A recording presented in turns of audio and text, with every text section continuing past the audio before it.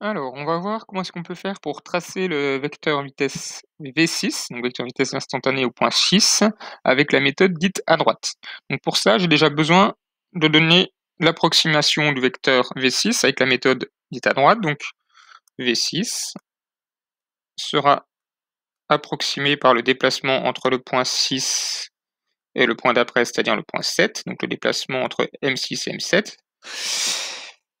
sur le temps qui sépare ces deux points, donc le temps au point 7 moins le temps au point 6. Voilà. Ça, c'est la définition du vecteur vitesse au point 6 avec l'approximation à droite. Donc je vais commencer par essayer de calculer la valeur de la vitesse au point 6. Donc V6, donc ça c'est la valeur de la vitesse, sans vecteur. Et je ne peux pas avoir la valeur exacte de la vitesse instantanée, mais avec l'approximation, je peux dire que cette vitesse vaut à peu près le déplacement, donc la valeur du déplacement entre M6 et M7, c'est une distance, d'accord, la distance entre le point M6 et le point M7. Sur du coup, donc l'intervalle de temps entre le point 6 et le point 7, il est donné ici, d'accord, et il vaut 40 millisecondes. Donc taux en expression littérale. Donc je vais pouvoir mesurer cette distance. Donc V6 va être à peu près égal, donc pour cela, je prends une règle que je vais déplacer donc ici pour mesurer la distance entre le point 6 et le point 7. Il y a 2 cm avec ma règle. Donc 2 cm, ça fait 2 centièmes de mètre. Donc 2 centièmes, donc 2 fois 10 puissance moins 2 mètres, puisque je veux une vitesse en mètres par seconde. Hop. Sur l'intervalle de temps qui vaut donc 40 millièmes de seconde, 40 millisecondes, donc 40 fois 10 puissance moins 3 secondes.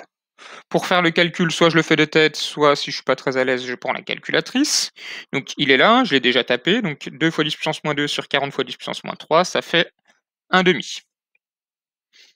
Donc 0,50 avec les chiffres significatifs, mètres par seconde.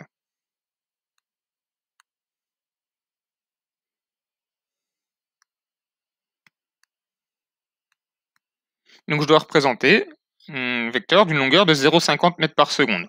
Donc pour ça, bien évidemment, il faut que je définisse une échelle des vitesses. Donc une échelle des vitesses qui va me permettre de transformer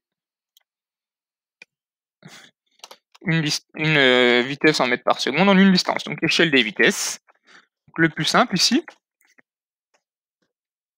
je peux considérer donc 1 cm. Ça va être par exemple, c'est à moi de choisir, mais là, je peux dire qu'un centimètre, c'est 0,1 mètre par seconde. Hop. J'écris ça dans l'idéal. Voilà, là-bas.